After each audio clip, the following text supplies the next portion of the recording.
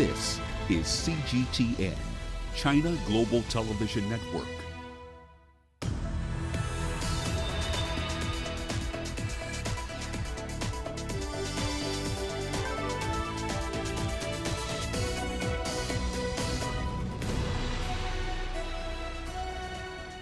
Hello there, welcome to this edition of Global Business Africa. In the course of the hour, we'll run through the business news stories you need to know about from Africa and beyond. Quite a bit to get through, but let's start with the run through the markets first. Nigeria's 9-session streak of gains ended today. A fair bit of profit taking, essentially sending the all-share index lower by nearly 1%. That said, though, the index has had a good run in the second half of the year. It's over 4,300 points higher since the start of July, roughly a 17% rise. Now compare that to the 7/10 rise you're seeing in the all-share the JSE, a 5.4% fall in the NSE 20 in Kenya, and a 1.7% gain in the EGX 30 over the same period.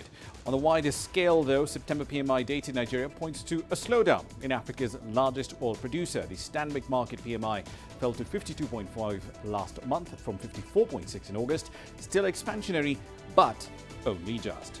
Here's what's coming up tonight. Kenya is being ranked as a top destination for money laundering and tax evasion in Africa. We'll explore why. The process to pick the next Director General of the WTO enters its final stretch. And the chair of the US Federal Reserve is warning that the COVID-19 pandemic still poses a serious threat to the world's largest economy. All that and more is in the pipeline for you tonight. But let's start in East Africa, where Kenya has been ranked as a top nation in Africa where money laundering, tax evasion and the concentration of untaxed wealth is rampant. That's according to the Financial Secrecy Index, which has been developed by the Tax Justice Network. Kenya in that index is ranked 24th worldwide, ahead of Nigeria, which is in position 34, Angola in 35th, Egypt in 46th, Mauritius in 51st place, Cameroon is in 53rd, and South Africa is in position 58.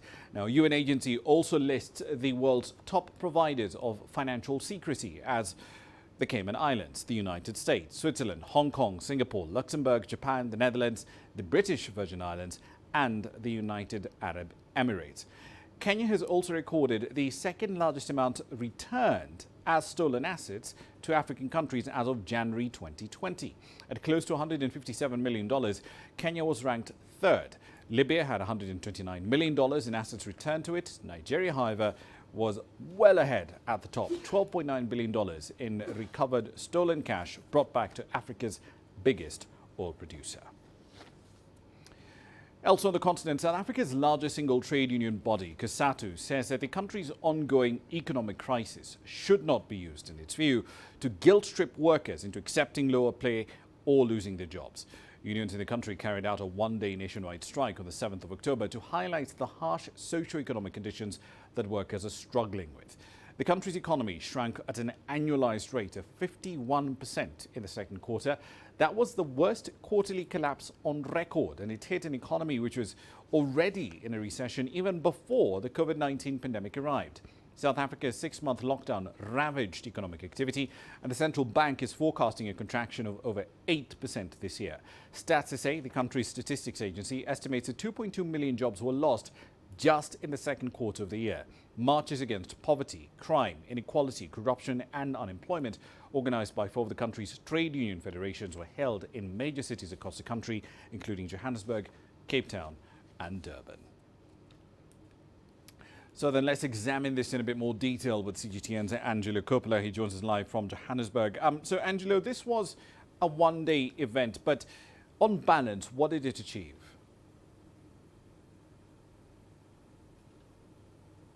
Well, look, we spoke to the COSATU Gauteng chair earlier, and he suggested that this is a warning shot across the bows of the ruling party, that's the ANC. And that's if there isn't any tangible progress in those key issues that you mentioned now, that they took to the streets about. He says that the Federation and the other union federations will probably start having what he called tough discussions about their continued involvement in this alliance with the ruling party. By implication, this will be about their voting bloc, obviously, which traditionally has gone to the ANC. Of course, you know that the next elections are due in 2021. These are municipal elections, and you'll recall that the ANC didn't do that well in the last municipal elections, which then reflected in the national elections that happened a little later. So it's a big deal. It's a warning shot, and that's basically what they were hoping to achieve. Raman. The unions are right in arguing that corruption is a significant problem that the country does need to deal with. But in the last 24 hours or so, we've seen reports that the ANC Secretary General, S. Magashule, might be arrested or not in connection with corrupt deals made when he was the premier of a local province in South Africa. Has there been any movement on that front? Well, people like to refer to this as a rather murky matter. We started seeing reports in a local newspaper from a single source. That was early yesterday evening. The NPA, that's the National Prosecuting Authority of the Hawks, didn't immediately respond to the story or to repeated requests and questions from ourselves in the media, which then, of course, fueled the fire and almost gave the story more credibility. Apparently, Magashule says that he was aware of an arrest warrant that had been issued in his name. And then at about midnight last night, the Hawks, that's the NPA, issued a statement distancing themselves from that news report that appeared in that paper, claiming it was aimed at what they say at undermining the integrity of the Hawks. This morning, Magashule's lawyers, of course, said that their client was ready to be arrested, but since then it's been relatively quiet and there isn't an arrest warrant in sight just yet. Raman. Indeed, we'll see how that does play out. Onto the fiscal side of things, because one of the things that the unions are complaining about was they were saying, look, you can't punish us by cutting wages just because, quote unquote, there's an economic crisis. But walk us through the spending cuts proposed by the finance minister to get South Africa's finances back on track, because in June he was proposing cutting the wage bill by about $3.6 billion. That's roughly 160 billion rand over 3 years. But what other cuts are coming?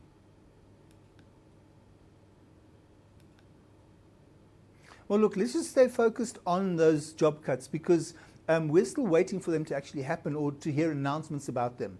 We know, for instance, that the public sector unions were and still are fighting with the government and the government negotiators who are trying to back out of a signed 3-year wage negotiation deal that they had 3 years ago.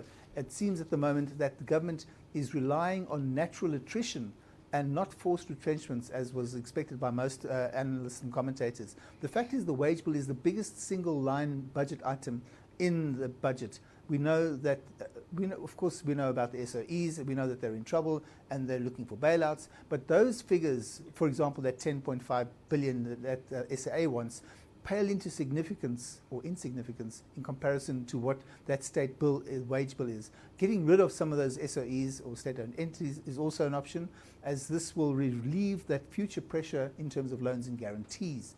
The bottom line, though, is that most of the government debt or departments will have their budgets cut when Mboweni announces the medium-term budget policy statement, which we've just heard is happening on the 21st of this month, so that's less than 2 weeks away. So we're going to see more cuts there on top of the cuts that they had to go through to fund the pandemic fight that we went through, which isn't good news for an embattled economy that's looking for growth and some hope of a prospect of over 2% at the end of 2021, Raman. Indeed. Let's take the cynical argument here, though. The Cabinet also started a 2-day meeting today where they're supposed to focus on efforts to bootstrap growth, revive investment and job creation. But we've had meetings of this kind before with South Africa's government, and really nothing new comes out of them. Is this time any different, or is this more of the same? A lot of talk but little action? Well, look, for starters, we need to see a signed-off economic recovery plan, something that's been talked about for weeks, in fact, close to more than a month, in fact, now, and nothing more and nothing less. And we haven't seen anything yet. Cabinet have been sitting on a draft, we understand, from some sources. Other sources are saying there is no draft document in play just yet because the 3 partners in that NEDLAC meeting, that's the state-owned or the government, business and the labour unions, couldn't find common ground. So it looks like the government are going to use these 2 days to try and bootstrap or build a plan that could work. But it's not good news for people who are wanting to roll up their sleeves and get on with the job at hand, which is to restart or refire up that economy. Some cynics do suggest that nothing good is going to come of this meeting except for another plan. And we've had about 5 or 6 plans in the past 25 years and nothing's come of them. Others want a plan so that they can actually get on with the business of doing what they need to do. Analysts, of course, are suggesting that there has to be real movement from government in terms of policy certainty and the ease of doing business in South Africa. That's just as a starting point. Hopefully the country won't have to wait too long to see that plan. But you know what? I'm not holding my breath, Ramah. Indeed, less talk and a lot more action. Angela Gopler in Johannesburg. Thank you. Now, on to the other end of the continent. Peace talks in Libya are intensifying with positive signs of a probable peace deal which may help the nation that's rich in oil and natural gas raise crude production. Now, the uneasy truce which is currently holding in the city of Sirte has raised optimism of a peaceful resolution that might help the war-torn nation jumpstart its economy. Here's CGTN's Yasser Hakim now, examining how the North African petrostate can thrive once again. Libya's oil production amounts to over 90% of its income, and it still has rich oil reserves that remain untapped. But experts maintain that a healthy economy should not depend on one source of revenue, and have called for diversification to limit potential risks of relying on a single income. If we go back to 2010, pre-war time, during Gaddafi's rule, the Libyan economy was valued at $80 billion. If we look at last year's numbers as an example, income was in the range of $46 billion because of the civil war, and oil production had stopped for a long time. In both cases, during Gaddafi's rule and after the 2011 uprising, oil is still the only source of revenue. Libya is the largest country in Africa in land size, but with only 6.5 million inhabitants. The immense empty land can be cultivated into agricultural products. It has a huge coastline on the Mediterranean Sea that could attract millions of tourists if it can harness stability. Studies also show there is an abundance of minerals in the vast Libyan deserts that has been neglected. Each sector can attract foreign investments worth billions of dollars. However, some experts believe the period right after brokering peace is the one that will see the most foreign inflows.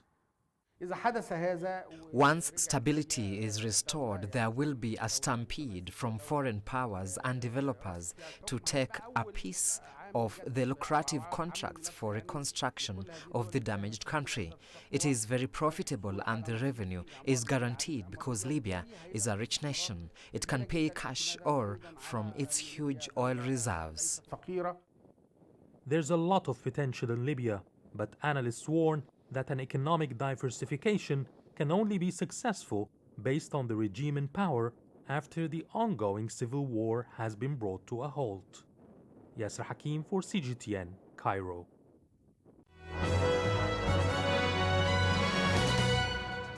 All right, then let's start the company news wrap in South Africa. The former CFO of VBS Mutual Bank, Philip Trutter, has been sentenced to 10 years behind bars for financial crimes committed when over $120 million was looted from the institution.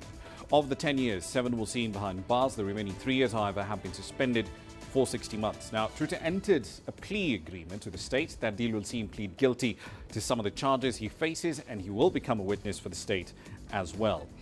In Kenya, the Health Cabinet Secretary has declared the registration of nicotine pouches, including BAT's popular product, Lift, to be illegal, and he wants them to be deregistered. According to a directive communicated to the Pharmacy and Poisons Board, Mr. Mutai Kagwe says that the licensing of these nicotine pouches by the agency contravened the law.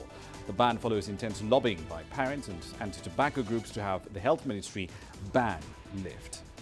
One of Kenya's oldest retail chains, Uchumi, has started the process of clearing outstanding debt due to supplies of goods and services. This is part of a voluntary agreement signed in March between the supermarket and 121 suppliers. Under the terms of the deal, creditors will take a 30% haircut on outstanding debt. Another 40% of what is due to them, especially to unsecured lenders, will be turned into non-cumulative convertible preference shares. And finally, the furniture giant IKEA plans to open a record number of stores in 2020, even as more and more of its clients do their shopping online.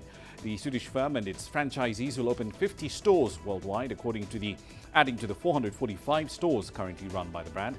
IKEA's biggest franchisee said demand was rising after lockdown as people are looking to actually spruce up the homes they're now spending more time in. IKEA sales in the year to August were down 4% to $46.3 billion. That's a run through your headlines. You're watching Global Business Africa. Time for a short break. Here's what's on the other side.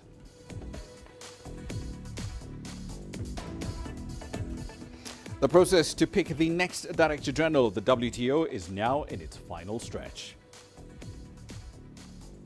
And Tanzania says the number of foreign tourists who are visiting the East African nation is rising. We'll look at the numbers when we come back. The world economy as we know it is about to change. Global business reports highlight emerging markets, developing countries, and dynamic sectors worldwide. We feature top analysts and newsmakers to provide perspectives on every facet of business. From an on-the-ground perspective, we provide you with balanced and objective assessments. Fast, sharp, and insightful. Global Business, only on CGTN. There's more to this place than just glorious landscapes. There's more to it than just, say, Table Mountain or glorious, endless salt flats. There's more to it than countries that are home to some of the deepest mines in the world. There is so much more to this place, even if it is home to some of the finest diamonds on the planet. It is the sheer diversity of the people who call Southern Africa home and the relentless drive to make it a better place that make it so special. And we know that because this too is home.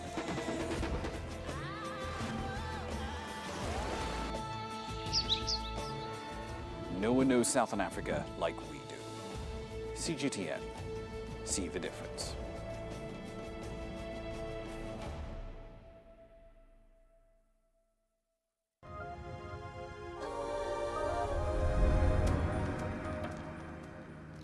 Welcome back to the program. Authorities in Tanzania say the number of foreign tourists who are visiting the East African nation is rising. Tanzania reopened its skies for international flights on the 18th of May, even as COVID-19 cases were still rising right across the region.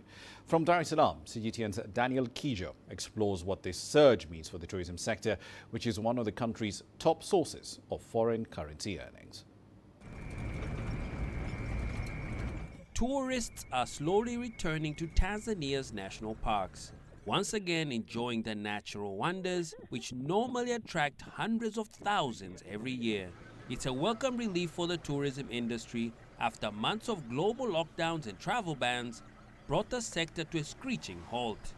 More than 3,600 people visited the parks in July, says the government, a sharp increase from the 517 received in April. The resumption of international flights in May was a game changer for the industry, with all the major carriers returning to their pre-pandemic routes. It's giving the country much needed income and saving thousands of jobs. We managed to keep most of the families on their daily routine because their fathers or their mothers kept their jobs. That is one of the major success stories through all this. The return of visitors also rejuvenated the hotel sector, which for months suffered from very low occupancy rates. Seacliff Hotel, one of the leading employers in Tanzania's hospitality industry, says it was the worst time in their history, with more than 70% of its rooms sitting vacant for weeks. The company's managing director says, with some business creativity, things are now changing. We have to continue to encourage the travelers to come to a destination like Tanzania, to do a lot of promotion, tourism, to do a lot of promotion, the gaming activities, to do a lot of promotion on the pricing and freebies, which can attract people to come. The aviation sector is also seeing signs of improvement. Coastal aviation specializes in flights into Tanzania's top tourist destinations. To survive the pandemic, the country had to depend on the smaller domestic market, as well as to reduce leasing, staff, and insurance costs. Income from the past 5 months has been off by 90%, but the company says it's gearing up to continue rebuilding its business. Fervent aspiration is that come next high season, we'll see a return to the kind of volumes that we used to be at. but it should be around 60–70% of what we were used to before. And that gives us a lot of hope and eyes on the future to get through to that period. While Tanzania's tourism sector is starting to stage a recovery, it may take some time before it returns to pre-pandemic levels. Most of the country's tourists come from America, Europe and China, which are still battling the coronavirus. So until the situation improves in those countries, or until enough people get vaccinated so people feel safe traveling, businesses here will have to remain creative to stay afloat. Daniel Kijo, CGTN, Dar es Salaam. Now, we understand that WTO delegates have selected the final two candidates in the race to replace Roberto Azevedo as the next Director General of the trade body. The Nigerian national Ngozi Okonjo-Iweala and her South Korean counterpart Yoo Myung-hee, who is also the country's trade minister, are going to be advancing into the next and final stage. This week, European Union envoys gave their support to Mrs. Okonjo-Iweala and Ms. Myung-hee at a meeting in Brussels. The UK's candidate, Dr. Liam Fox, Amina Mohammed of Kenya, and Saudi Arabia's Mohammed Al-Tuwaijiri lost their respective bids. The EU's backing was announced just hours before an initial poll of 8 candidates to replace Mr. Azevedo, who stepped down as WTO Director General in August, was whittled down to just 2. The next leader of the WTO will be picked and hopefully announced by the 7th of November. So then, what exactly lies ahead for the final two candidates in this particular race to be the next DG of the WTO? Let's examine that in a bit more detail with Gabriel Mongonda. He's an economic analyst. He's based in Dar es Salaam. He joins us now live on the phone line. Gabriel, what do you think made the Kenyan candidate, Amina Mohammed, not make the final cut? First of all, people should just understand that Kenya has a leading person acting in the capacity of a Secretary General of the UN Conference on Trade and Development, and that this is an arm of a WTO. So, is it possible that one country can have two key people in the very same organization? In the UN, the answer is definitely no. It's not possible for one country to give two very important posts in the very same organization. So that could have contributed to the disqualification of Amina Mohammed, the ambassador.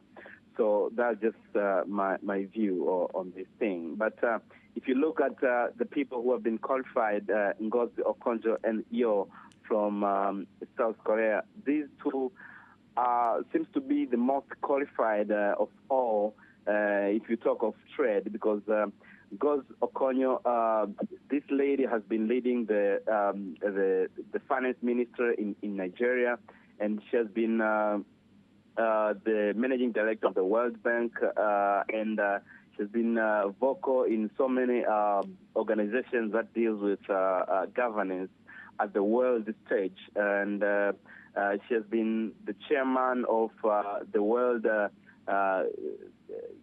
Vaccine and Immunology Organization. So her experience exceeds far if you have to compare with other candidates. She has a vast experience in trade dealings and finances, and this post needs a person who is very conversant with that knowledge. You go to Yo, that madam from South Korea, the lady has been leading the trade ministry in South Korea, and she managed to have a very good trade deal with big countries and big economies like China, UK, and the US. So we're expecting for the first time for the past 25 years, WTO could have the first lady to lead this organization. Yes. Indeed. But let's look at the wider geopolitical picture here. Assuming Donald Trump is re-elected in another 3 weeks, either of those candidates is effectively being handed a poisoned chalice, isn't there? Because we're likely to see more of the same tariff wars and trade war approach from the United States, not to mention the obstructionism that we've seen in just appointing judges to the appellate end of the WTO for another 4 years. Yeah, that's very true, because already Trump is causing some problems in this organization by not appointing some judges to steer up the appellant board. And that thing actually is corrupting the duties, the normal duties of the organization. We have seen the way Trump is conducting himself in regards to WHO, where Trudeau is leading, and his approach is not that pleasant to the world, because we are not seeing a very cooperative America that we used to know, and we do not expect much cooperation from America, according to whatever Trump, because Trump has been calling WTO as the most failed organization, and it has been very unfair to America, and to him, America comes first. So the conduct of the WTO has been in favor of China. That is according to Mr. Trump. So we do not expect that Trump will give much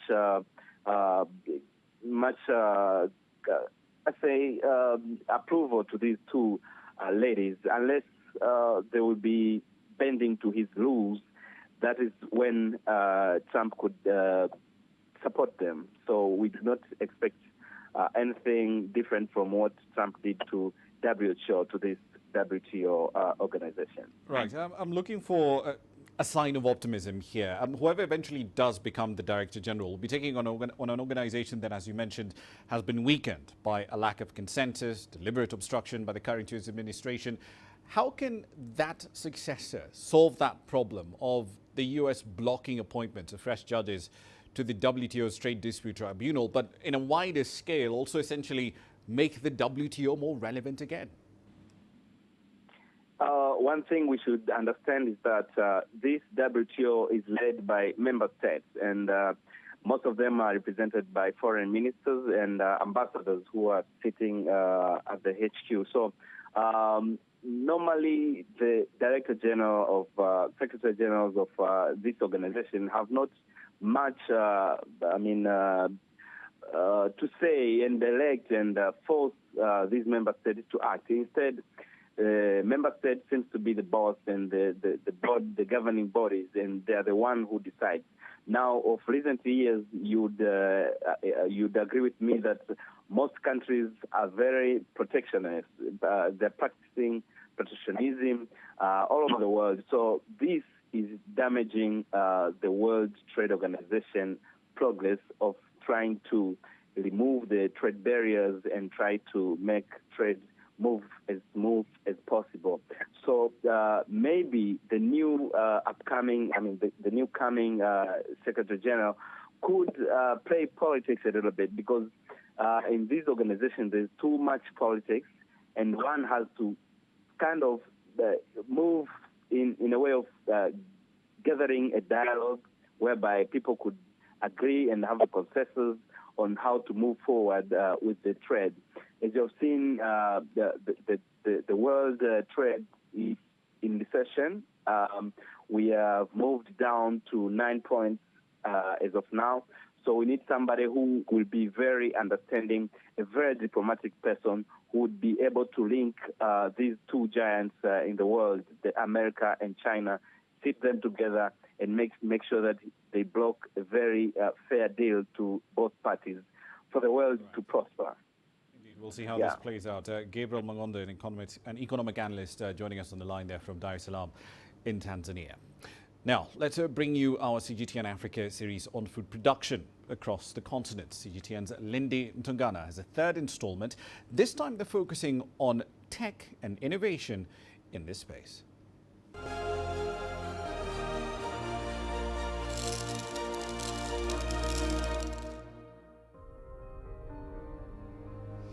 We continue with our series, Food Production in Africa. There are few sectors in Africa's regional economy that have not been touched by the ongoing technological revolution on the continent. Agriculture is no exception, and new innovations are bringing more and more young people back to the land. As you can probably tell by the machinery surrounding me, today's installment is all about tech in farming. Now, as farming becomes more appealing to the continent's youth, more entrepreneurs are looking into getting into agribusiness. But this generation is doing things rather differently. I met with an aquaponics farmer in Nairobi, Kenya, who relies on fish to grow his crops. Let's take a look. Martino Kitillo is a successful farmer, but you won't see him tilling the land under the blazing sun. Instead, he starts the day by feeding fish, and Martino is not concerned with fattening up these tilapia. It's their waste he's after, an essential element to this aquaponic farm. So aquaponics is a farming technique that uses aquaculture and hydroponics to basically grow vegetables. It uses the aquaculture component of raising fish in a closed loop system, and hydroponics, which is the growing of plants and vegetables without the use of soil. Kitillo is among an emerging group of African agripreneurs who are introducing new innovations like aquaponics to the age-old sector of farming. Kitillo's Mutiro Farms is situated on a 2-acre plot in Nairobi, Kenya, and focuses primarily on growing lettuce. One of the key advantages of aquaponics is that this type of farming is not reliant on soil. We can basically grow vegetables where we don't actually have arable soil, so be it on sand, be it where the soil is spoiled by chemical runoffs, or where there's maybe a rocky environment, or where the soil itself is not suitable for growing certain crops that would not grow well in that soil. Combined with the fact that aquaponics uses 98% less water than traditional farming and requires significantly less labor, this method can produce better crop yields. All the water they need, all the nutrients they need, everything they need is injected directly into now the roots. What that means is that the aquaponic plant's roots are not as big and as large as those in soil. And why is that important to the aquaponic plants? Is because now the plants, instead of spending their time growing downwards, looking for nutrients, looking for water, that same energy that they spend now looking for the nutrients is what they spend growing upwards. So what that means is that the aquaponic plant would grow in almost 50 to 60% faster. Although aquaponics requires significant capital investment, this type of farming could be crucial to Africa's food security, particularly as the effects of climate change begin to threaten traditional forms of agriculture. And as the global appetite for organic foods increases, Martino is already developing a long list of loyal clients, from online shoppers to grocery chains and restaurants. Hi, Chef Morio. What are you making today? Their products are healthy, fresh, and since it is just 1 mile away from us, we get it directly from them. Within less than 20 minutes, it's here, and it's directly from the farm to the fork. From fish tank to table, aquaponics is bringing fresh organic food to homes and restaurants across Nairobi. Using less water, land and labor than traditional farming, this may well be the future of sustainable agriculture. In Kenya, an integrated mobile platform is revolutionizing how farmers work. DigiFarm offers farmers access to a whole suite of products, including financial and credit services, quality farm products, and customized information on farming best practices. In this way, the platform is helping agribusiness and smallholder farmers to transact with more ease as they access crucial agricultural information at any moment from anywhere. Wilkiston Yabwa has more. Agriculture is a key to Kenya's economy. The sector employs more than 40% of the total population and more than 70% of Kenya's rural people. But streamlining the industry is a massive undertaking that needs more than just one actor. We set off from Kenya's capital, Nairobi, headed to Chuka, a small town about 3 hours away, to talk to one such food producer. There we found Nancy Mudhoni on her 1-acre farm, preparing her maize seeds for planting. The pink paste she mixed her seeds in would keep pests away. 15 years since she went into farming, this is one of the methods she has recently learned to apply to improve her yield. She learned these techniques from a new platform that she and 9 other farmers from the group she leads are signed up on. Last year we were introduced to DigiFarm from Safaricom, and we were told they wanted to work with farmers to give us loans and help us improve our yield. I accepted the offer and started to work with them. DigiFarm is a mobile phone platform created by Kenya's biggest telecommunications operator, Safaricom. The platform enables smallholder farmers to bypass middlemen, giving them direct access to local seeds, farming information, and even markets for their produce. The rise of digital farming means farmers are now able to plant their crops, harvest and sell their produce while coming into very little physical contact with the field officers who continue to advise them. Many platforms continue to come up to encourage this change so that more people can go into farming. It's true that technology has been helpful to us because even when we have a problem, we call and they tell us to use this treatment. I'm also signed up to another service called Twigger that markets my bananas. They call to ask if the bananas are ready, if they can harvest them. We can find solutions to problems even though we are far away from each other. These are some of the processes that DigiFarm sought to streamline when it launched its operations. I spoke to Fred Keo, DigiFarm's general manager, about the platform's vision. So really the question that we wanted to understand is why the small-scale farmers remained small and poor over the years. And we found a couple of issues. One, most of the farmers are planting things or they are farming things they should not be farming where they are located because of lack of knowledge, right? And the second issue that we found is most of the farmers never use certified inputs. The solution, he found, was to make information and resources available even to farmers in the most remote areas in the country. We are fixing about 3 problems. The first one is around productivity. We've seen farmers are producing at 30% of their potential. The second issue we are trying to fix around post-harvest loss management, where they are losing about 30 to 40% of their produce. And lastly, we're also fixing the issue of market linkage. This season, Nancy hopes to harvest between 20 and 50 bags of maize. Technology is the accelerator that is bringing back profitability to agriculture, giving farmers a powerful incentive. And bringing more people to the farms to undertake successful farming could be the key to securing the future of Africa's food production. Wilkis Anyabwa, CGTN.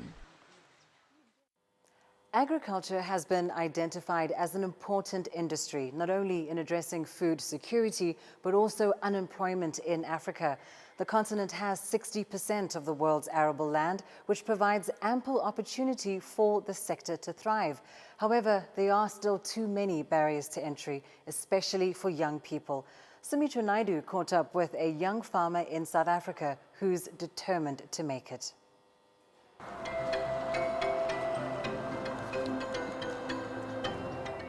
Gugulethu Mshlangu fell in love with farming as a child. It was only later on that she decided to take it on formally in university. It started off as pure passion until I got into the industry and I realized the many opportunities that are here. I realized that it's something that I can grow into, it's something that I can make a career of, and it's something that I can definitely be successful in. In total, we have 10 tunnels, we have 10 nets, they are all occupied. And these are some of the ladies that work with me as well. Behind me, they're currently reading. And further down there is where we are currently doing our land preparation for our green beans and our Hubbard squash and our baby marrows. So we're very excited about that. The struggle that I have is basically transport and finding the right markets, finding the right prices to sell to.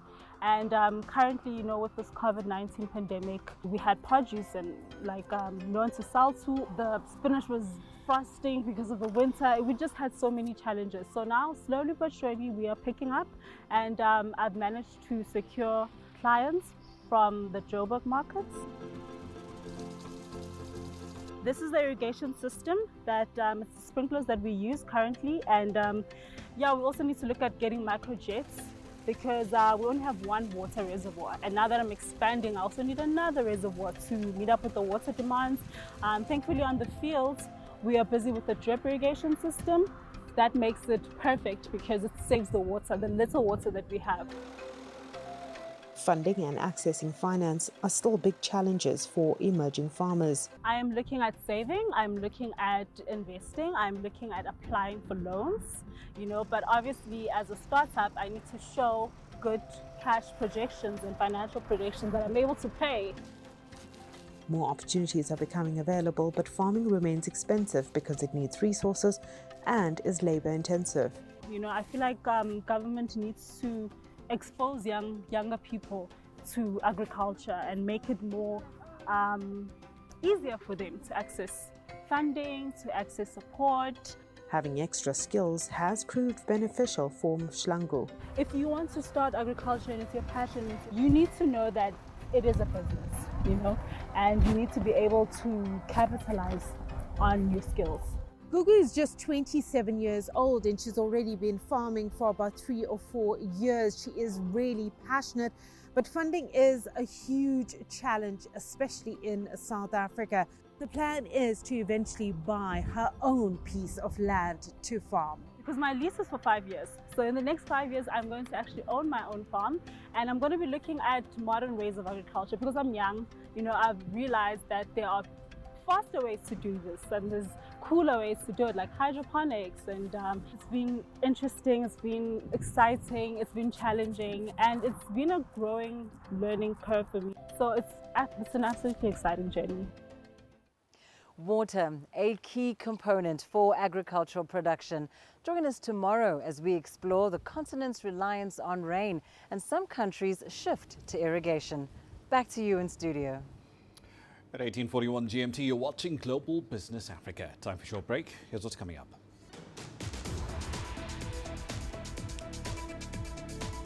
The chair of the US Federal Reserve is warning that the COVID-19 pandemic still poses a serious threat to the world's largest economy. And the WTO is forecasting a 9% decline in trade volumes for 2020 and is warning of a rather muted rebound. The details coming up next.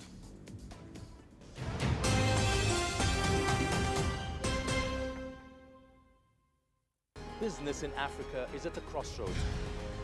We celebrate those who are adopting and thriving despite the challenges, from grassroots to big businesses. Global Business takes you along for the ride as we track the making of a giant. Only on CGTN.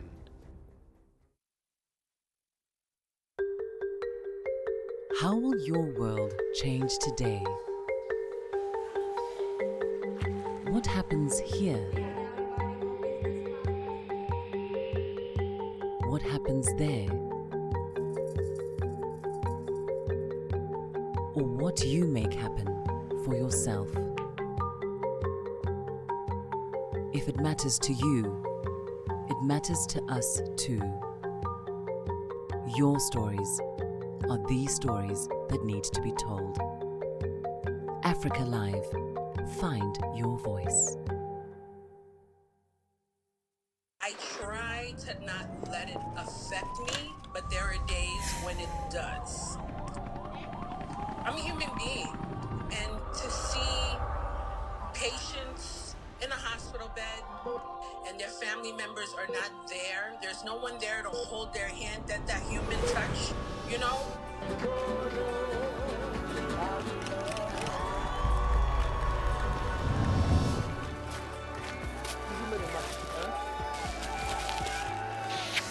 I just hope everyone can remember that the situation is not permanent and that everything will get better eventually.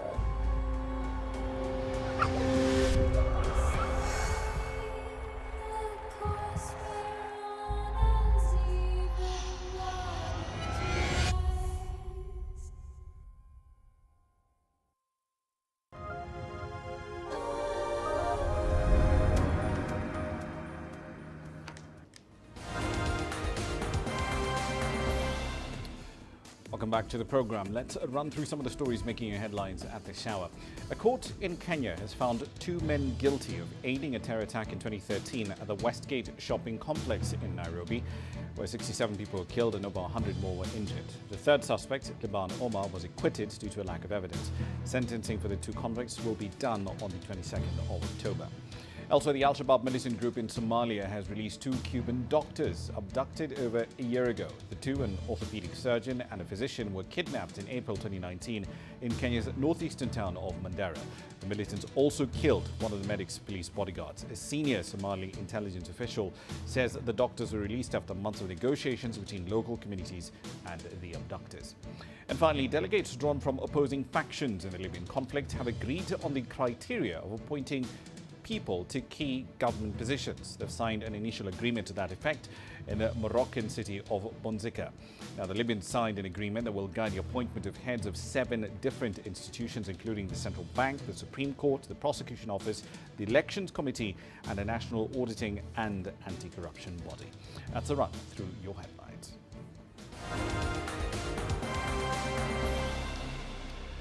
Further afield now, the chair of the U.S. Federal Reserve, Jerome Powell, is warning that the American economy still faces significant threats from the ongoing COVID-19 pandemic and it still needs additional support. The central bank chief's comments came amid ongoing talks between Democrats and Republicans over a new stimulus package. Jerome also says that the previous financial rescue package, which legislatures approved back in March, were, in his words, truly extraordinary. It enabled U.S. households to pay their bills and maintain their spending, even as unemployment soared to nearly 15% in April. Too little support would lead to a weak recovery, creating unnecessary hardship for households and businesses. Over time, household insolvencies and business bankruptcies would rise, harming the productive capacity of the economy and holding back wage growth. Global trade is showing signs of recovery, with the WTO revising its trade forecast for 2020 higher. In its latest report, the WTO is forecasting a 9.2% decline in the volume of global merchandise trade this year, followed by a 7.2% year-on-year rise in 2021. Now, to be clear, this is a lot better than the last estimate of a decline of anywhere between 13 and 32% made at the start of the COVID-19 pandemic. The trade body says it saw strong trade performance in June and in July, when pandemic restrictions were being eased gradually around the world, as a reason for the change in the forecast. But it says that more negative outcomes are possible if there's a surge in COVID-19 infections in the final quarter of 2020.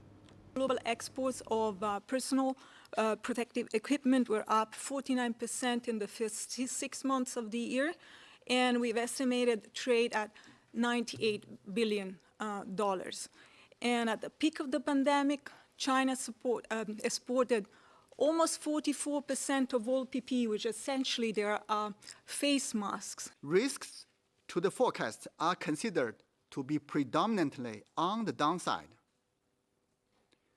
A resurgence of COVID-19 requiring new lockdowns could reduce global GDP growth by 2 to 3 percentage points and shave up to 4 percentage points off of merchandise trade growth in 2021. On the other hand, there is some limited upside potential if effective vaccines or other medical treatments can be made available in short order. Now, craft beer culture in the Argentine city of Buenos Aires was booming right until, of course, the COVID-19 pandemic hit. Although bars over there are now gradually starting to reopen, some microbreweries have already shifted their strategy. They're now looking to export into foreign markets, like China, to bring in some much-needed foreign currency and also steady their top line. CGTN's Joel Richards takes up that story. 7 months after Argentina registered its first case of COVID-19, restrictions in Buenos Aires are now easing. Bars are permitted to open for customers, happy to brave the evening chill for a drink. Buenos Aires had seen an explosion in the craft beer scene in recent years, but the pandemic has forced microbreweries like this to rethink its strategy. The company that makes Rabieta managed to maintain its sales at supermarkets across the country during lockdown, but now they're looking further afield. Customers in Shanghai and Hong Kong will soon be able to order one of these. We believe we have an excellent quality. This company began brewing 3 years ago. The pandemic pushed it into expanding production and exporting sooner than they had expected. We have been working with several distributors to show our product, and they also accelerate the process because the type of change in Argentina and the conditions make us to accelerate that process, and now we are very happy to go to China. We are also thinking to go to the States, to go to Spain and other countries around here, Argentina. The first of 3 container loads of Rabieta craft beer set off for China last week, and this is welcome news for a small company beginning to export at a time when Argentina urgently needs to bring in dollars as the country's central bank reserves are falling. The government recently announced tax cuts aimed at attracting dollars from the agricultural sector. Argentina's economy relies on commodities, and since the outbreak of COVID-19, exports to China have increased by over 20%. But analysts say those exports are still mostly raw materials, and that Argentina can and must export more products. That will have direct impact on the country's regional economies. However, it does not mean that impact will be a game changer for those regional economies.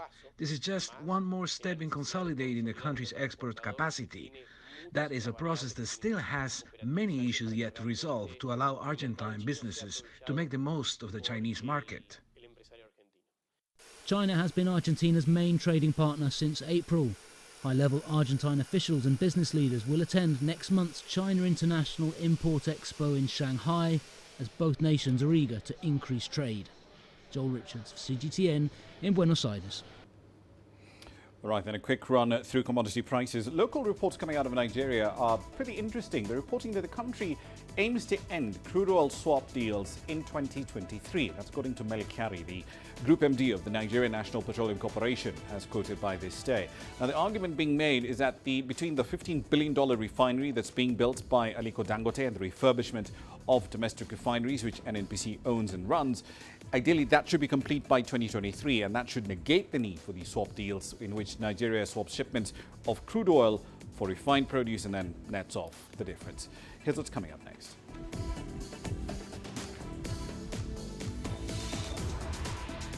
We'll explore how young people in Nigeria are applying the latest available ag tech to improve farming yields in Nigeria. You don't find the stories of North Africa by sitting on the sidelines.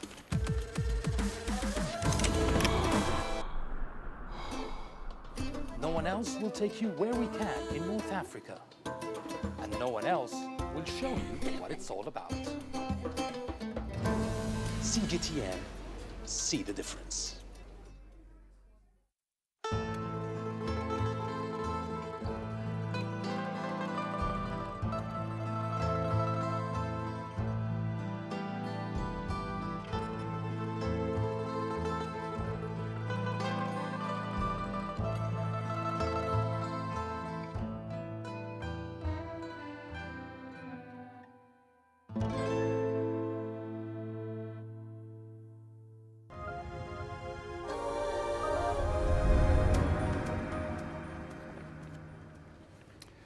Welcome back to the program. Now, despite its very heavy reliance on the oil industry, it's very easy to overlook the fact that Nigeria is still predominantly an agricultural society.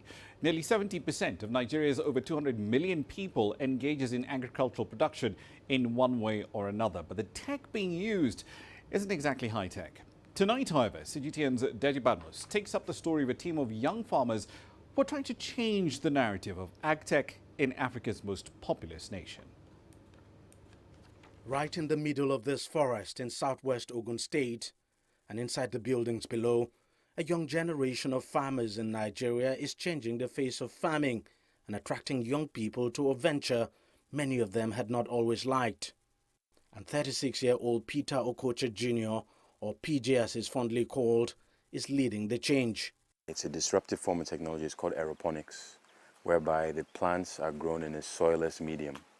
And the roots of the plants, which are underneath these boxes, are being misted with nutrients and so forth. So everything is within a controlled environment, and it's fully automated as well.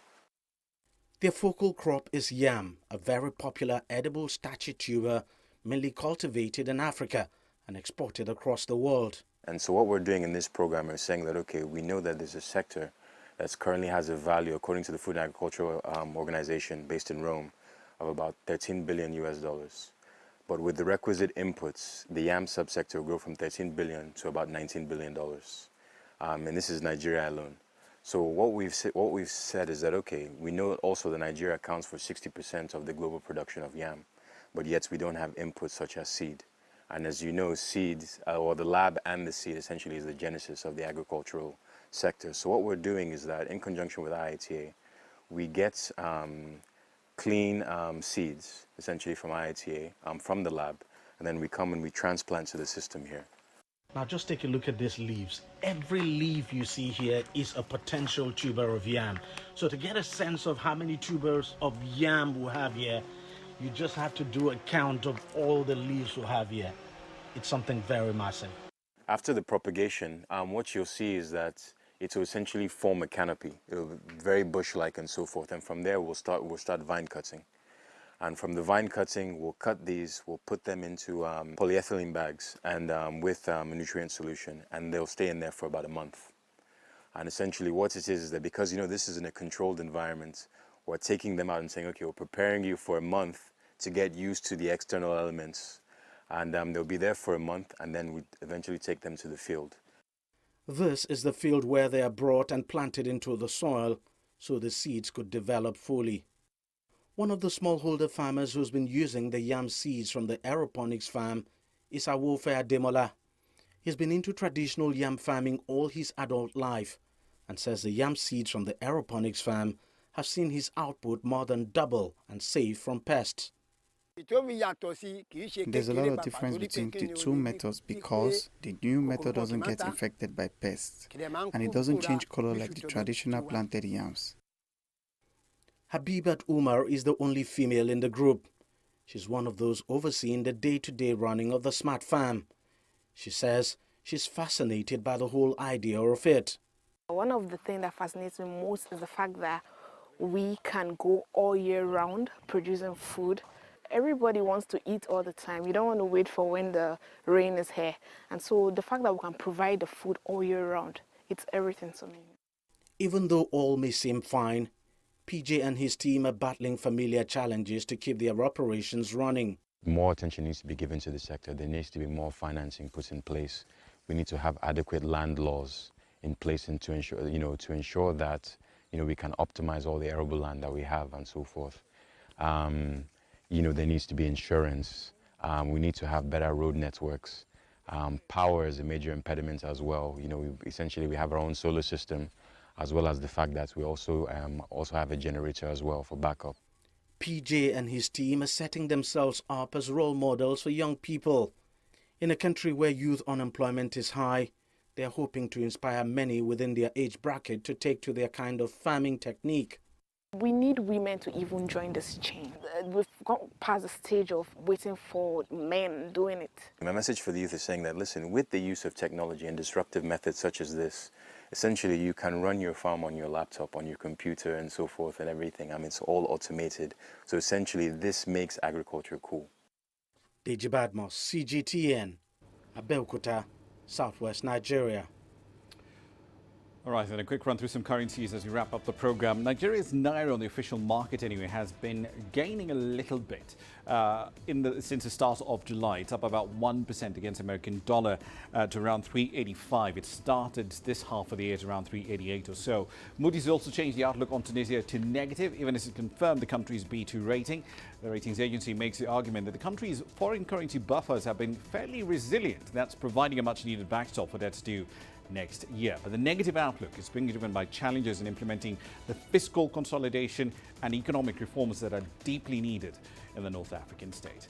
That's it for this edition of Global Business Africa. As always, we'd like to hear your thoughts on the content you've seen on the program in the last hour. There are many ways to get your thoughts back to us, all of them on your screens right now.